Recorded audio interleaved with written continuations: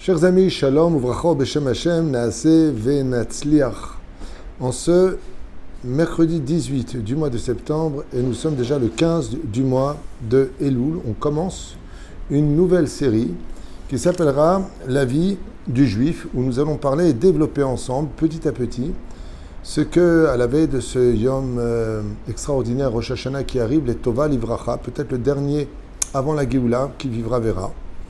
Bezrat Hashem, développer ensemble les mitzvot que Yom Kippourim nous demande d'améliorer. On va faire le Aleph, Bet, Gimel, Dalet, des choses qui sont la base de la vie de chaque juif. Je pense que c'est un sujet qui parlera à tout le monde, puisque ça concerne les hommes comme les femmes, y compris l'éducation des enfants. Donc voilà ce que je vous propose, Bezrat Hashem, de partager avec vous. Pour ce premier shiur aujourd'hui, acheté par Patricia Amsalem pour la réussite de tous les Bachourei Yeshivot, que Dieu vous bénisse Patricia, ainsi que la réussite d'Avrechim et pour tous ceux qui nous protègent à travers le limoud, le Torah et de la prière. C'est la première fois que je vois qu'on offre des cours pour des gens qui eux-mêmes étudient la Torah. C'est extraordinaire. Je pense d'ailleurs qu'une des plus grandes teshuva que notre génération doit traverser aujourd'hui, hormis tout ce qu'on va étudier, c'est la reconnaissance de la valeur de l'étude de la Torah et de son accomplissement. C'est dommage qu'on va applaudir des gens qui vont faire des choses extraordinaires, que Dieu protège nos chayalim, et bien mettre qu'il les protège, parce qu'on leur doit beaucoup. Mais on ne comprend pas d'ailleurs ce litige que nous traversons au sein de notre peuple entre le monde des yeshivot et le monde de l'armée.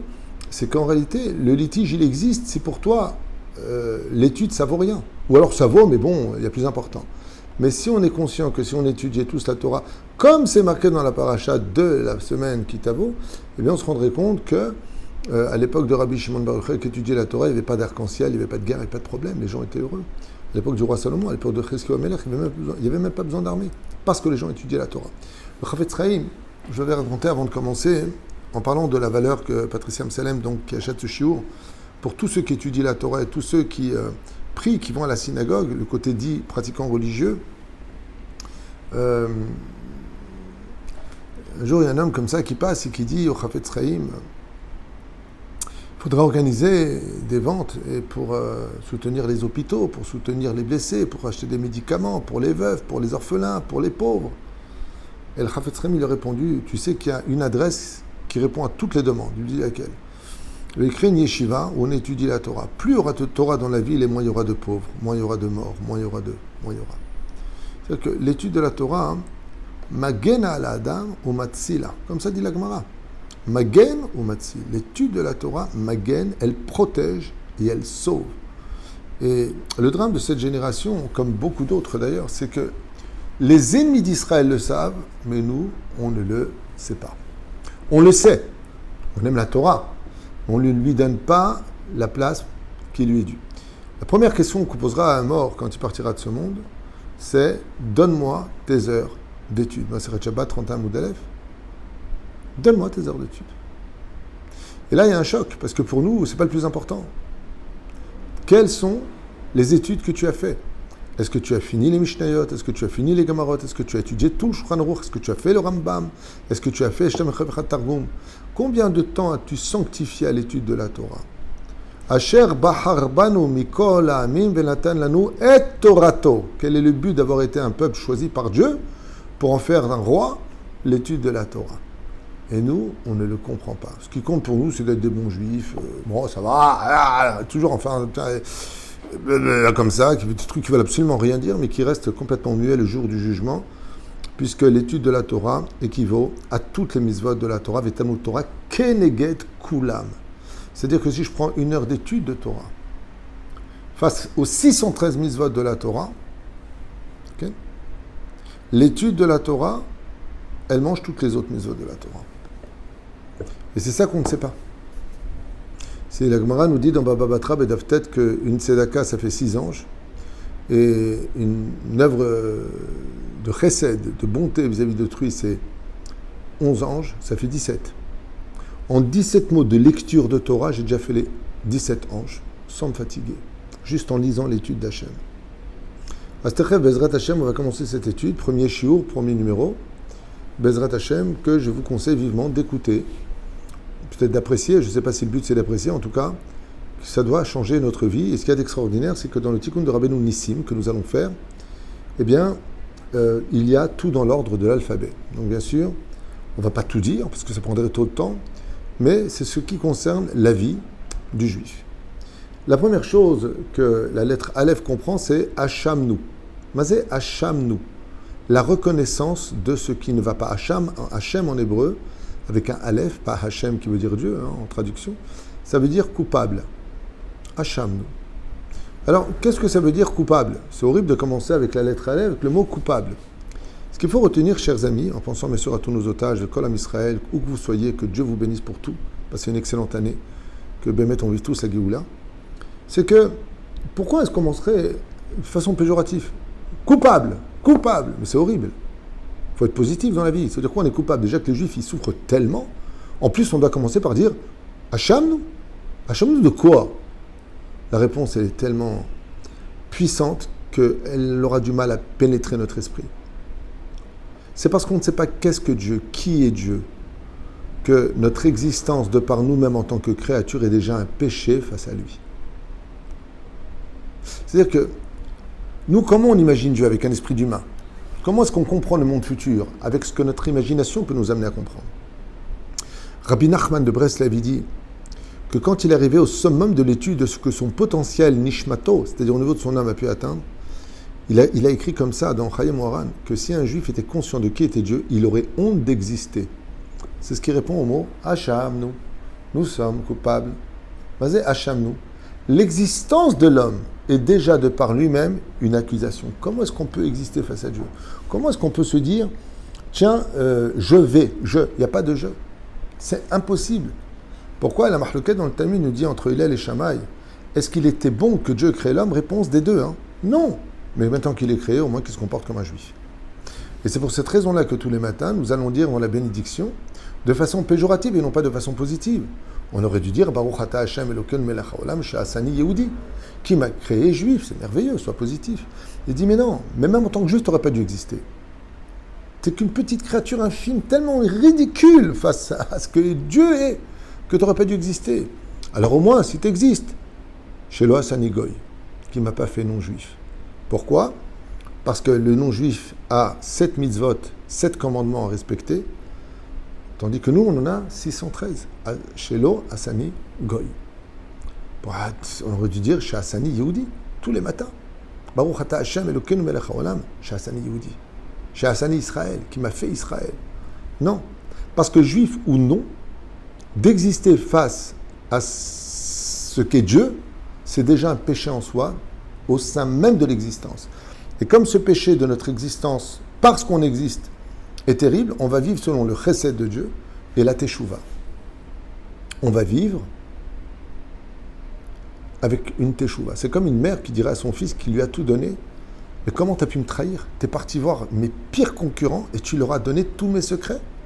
Mais comment tu as pu me faire ça? Mais tu n'as pas honte? Je suis ta mère. Et nous, toute la journée, c'est ce qu'on fait. On a une trahison dans notre façon de nous comporter vis-à-vis d'Hachem. Et avant même d'arriver au fait que même si un juif est parfait, comme l'a dit Rav Yosef dans la Gemara de Ta'anit Tavkov Gimel, qui demandait à Dieu, Hachem, bon allez, que sa femme devienne jolie, que lui il a une parnassa, que lui il guérisse. Les gens venaient le voir en disant, voilà, j'ai des problèmes, est-ce que tu peux m'arranger? Et à la fin, il se met à pleurer. Il dit, mais comment j'ai pu déranger Hachem? Comment je peux me permettre de parler avec Dieu? Comment on peut parler avec Dieu? Mais comment on peut demander à Dieu, Dieu donne-moi une parnassa, Dieu donne-moi la santé, mais t'es qui? Hashamnu. À partir du moment où on est capable de reconnaître que notre existence de par nous-mêmes nous rend coupables d'exister, c'est quelque chose d'impensable. Il ne faut pas que j'existe, c'est capable de me créer. C'est comme ça qu'on pense. Mais c'est un tel chesed de Dieu, une telle bonté absolue de créer quelqu'un que ce que nous sommes, même si on était parfait, ne nous empêcherait pas de dire nous sommes coupables. Comment est-ce qu'on a été digne d'exister selon ta volonté? Comment nous, on peut exister face à toi? Parce que Dieu n'est pas grand, Dieu n'est pas géant, Dieu n'est pas infini. Il est au-dessus de tout ça. Alors comment nous, qui allons aux toilettes, qui rotons, qui nous énervons, comment on peut exister? Si on sont mauvais, comment tu peux dire que tu vaux quelque chose? Hashamnu. La première phrase du mot Hashamnu, si je vous préférez, elle serait synonyme de « je te promets d'être extrêmement humble ». Au niveau du pshat, veut dire reconnaître ce qui ne va pas. Et il faut savoir une chose. Dans la vie de tous les jours, s'il y a un point qui augmente toutes les disputes, c'est le manque de reconnaissance de nos torts. Et le mot Hachamnu que nous disons ici, nous sommes coupables, ne s'adresse pas non plus à Dieu. Elle s'adresse simplement au respect des parents, entre vous les frères et sœurs, entre le commerce, entre toi et un voisin. Est-ce que tu es capable de reconnaître que tu as eu tort? Si on est capable de reconnaître nos torts, on a déjà toutes les bases pour réparer. Mais tant que tu ne reconnais pas tes torts, tu resteras dans ton tort. Et tu tortureras la vie de l'autre. C'était pour la première lettre du mot Hachamnu. Deuxième lettre, Achalnu ma'achalot asurot. Nous avons consommé des aliments impropres à la cacheroute. Alors qu'est-ce que ça veut dire impropre à la cacheroute? Alors il faut savoir une chose, Achalnu ma'achalot asurot, nous avons mangé impropre à la cacheroute. Bien sûr, il y a les lois de la cacheroute, manger glad, kasher, la viande strictement chalak pour les sfaradim, ce n'est pas une option, c'est une obligation. Contre toute attente, même si il y a marqué Yeri Shamaïm, seulement celui qui craint le ciel devra manger. Mais ça veut dire ne pas mélanger, par exemple, la viande avec le poisson. Achalnu machalot asurot, si tu les manges ensemble, tu fais un issour. Ce n'est pas que ça, c'est le lait et la viande, par exemple. Ou alors de manger dans un four bassari, intentionnellement de faire cuire une tarte au lait à l'intérieur, intentionnellement, au lieu de faire le tantam livgam, par exemple, pialacha ou nadbarnat, de créer des situations où Béhémet, ce que je vais consommer, n'est pas permis. Mazé achanu machalot asurot, si un médecin dit à une personne, monsieur, vous ne devez surtout pas manger des fèves, qui sont cachères, ça s'appelle achalta machalot asurot, asurot lecha, qui sont interdits pour toi. La reine, il faut faire très attention au niveau de la nourriture, qui n'est pas basée que sur le domaine de la cacheroute, de manger ce qui est bon pour le corps, ce qui est bon pour ta santé personnellement, c'est pour ça que j'appelle ça la vie du juif, pas des juifs, du juif, parce qu'on est tous différents les uns des autres, hormis les grandes autoroutes qui sont de manger strictement cachère. Et ça veut dire quoi? Imagine qu'une personne va acheter du lait. Le lait, ça vient d'une vache, pas besoin qu'elle aille à la yeshiva, c'est une vache. Mais ce lait-là n'est pas chamour. C'est-à-dire qu'il n'y a pas eu de surveillant depuis sa traite jusqu'à sa mise en bouteille. Est-ce que j'ai le droit pour un séfarade de consommer ce lait? Pourtant, c'est du lait. Non, donc je n'ai pas mangé cachère. Et pourtant, il n'y a rien, c'est du lait, ça va. Vous les religieux, oh là là. Ça s'appelle du lait qui n'est pas chamour.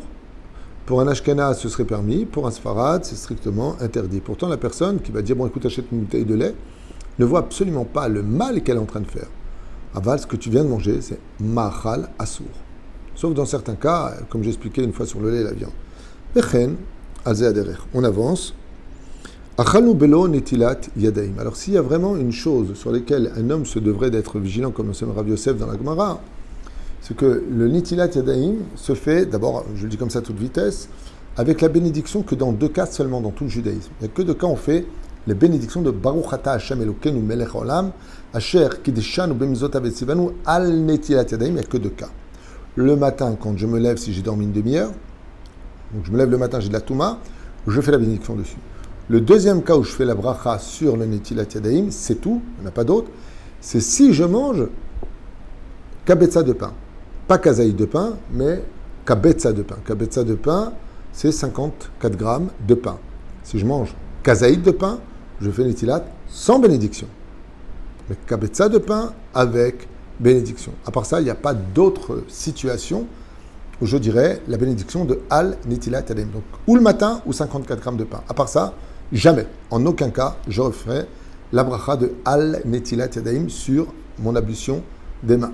Alors, l'ablution des mains, vous le savez, on prend un kéli, main droite, on le remplit, parce que c'est le chesed, on passe à la main gauche. 1, 2, 3, 4, 5, 6. Si il s'agit de tout, sauf de la nourriture, si c'est pour des fruits trempés dans le liquide ou le motzi lechem, c'est 1, 2, 3 et 1, 2, 3. Comme vous le savez tous. Alors Rav Yosef, nous met en garde sur la gravité de Netilat Yadaim, car kol hamezalzel ben Netilat Yadaim, tout celui qui chas vesham dénigre la misère de Netilat Yadaim, non seulement fait un issour qui est extrêmement grave, qui s'est relié à 3 interdits, 3 souvenirs ou 3 obligations. 1, en souvenir des Kohanim qui faisaient l'ablution des mains et des pieds au Beth Amikdash. 2, dans le cas où il avait les mains sales. Ou 3, impurs. C'est les 3 raisons pour lesquelles nous faisons Netilat Yadaim. Ce qui fait que même si une personne te dit, écoute, c'est bon, je me suis lavé les mains sous le robinet, Et d'accord. Donc vis-à-vis des mains propres, c'est bon, mais vis-à-vis de l'impureté et des kohanim, c'est pas valable. Donc tu y vas. Donc tu ne peux pas t'en sortir en disant, sous prétexte que l'abondance de Netilat Yadayim, la Gemara nous dit, plus tu verses d'eau, plus tu apporteras sur toi du mazal au niveau financier. Donc celui qui veut une grande ségoula pour la parnassa, qu'il fasse grandement, et à toute occasion possible, pour lui en tout cas, Netilat Yadayim. Par contre, s'il dénigre la misère de Netilat Yadayim ou qu'il le fait mal, eh bien, les lettres de Al Netilat Yadayim, Ain Nun Yud, c'est lettre du mot Ani. Ce qui fait que des fois on peut perdre son mazal parce qu'on était mezalzel à propos de Netilat Yadayim.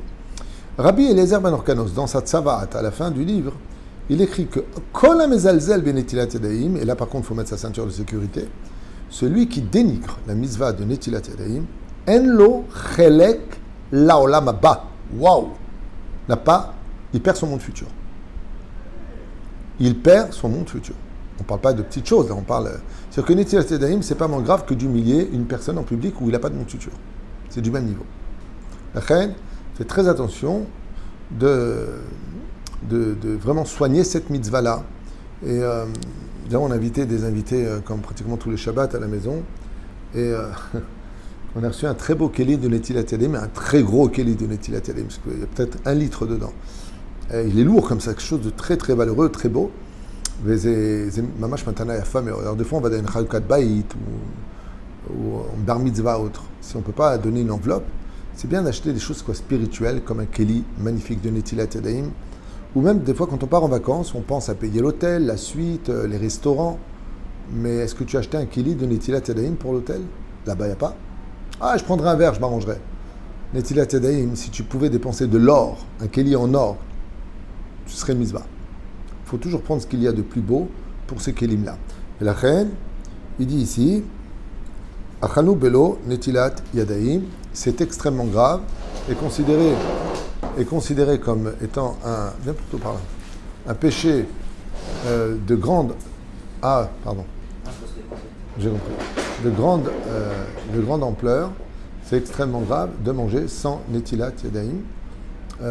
J'ai même un jour un rav qui parlait à un membre de sa famille à un restaurant, qui lui a dit je ne sais pas d'où tu as le courage de manger comme ça du pain sans Netilat Yadayim. Tu es vraiment courageux.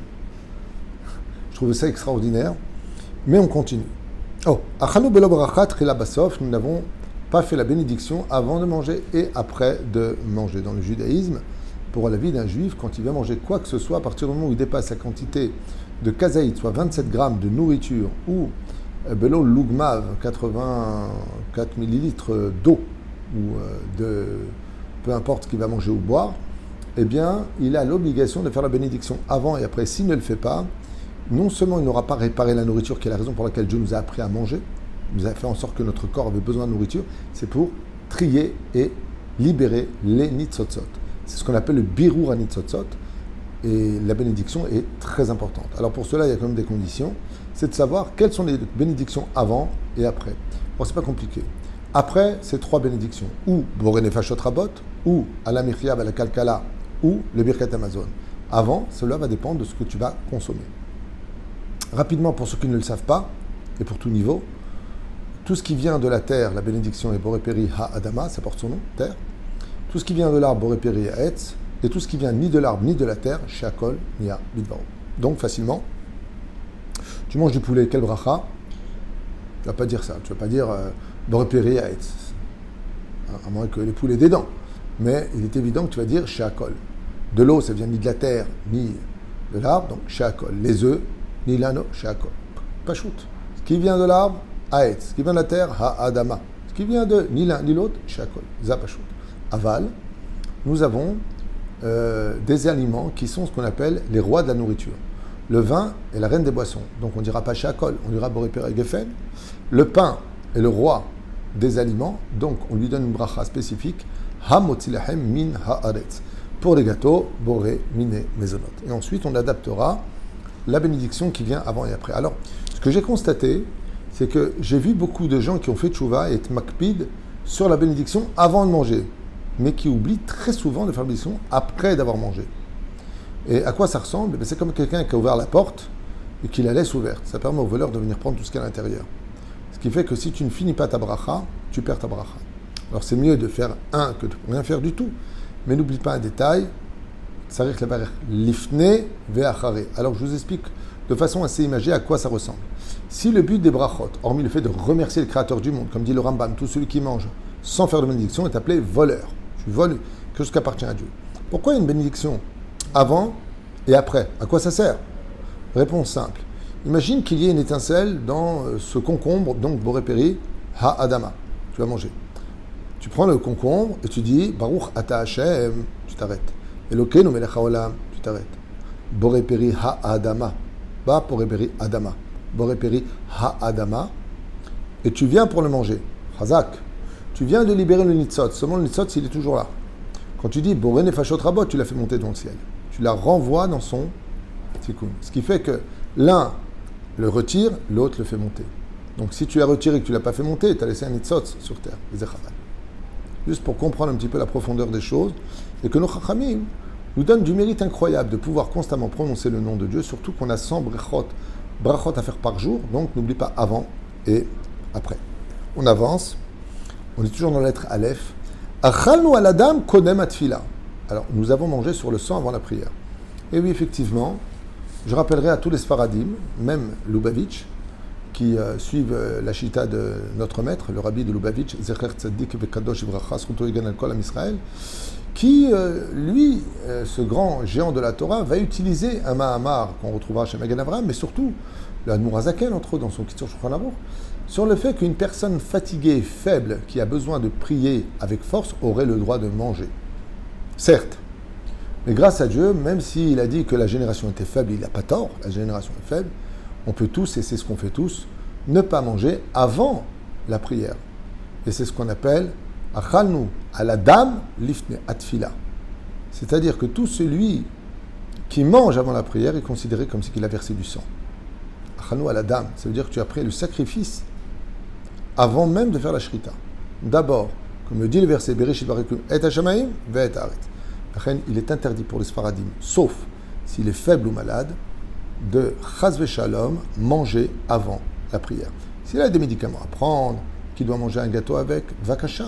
S'il est faible, vakasha. Mais s'il est comme toi, moi et les autres, je vous affirme qu'on ne mange pas avant la prière et tout le monde va très bien dans le monde Sfarad.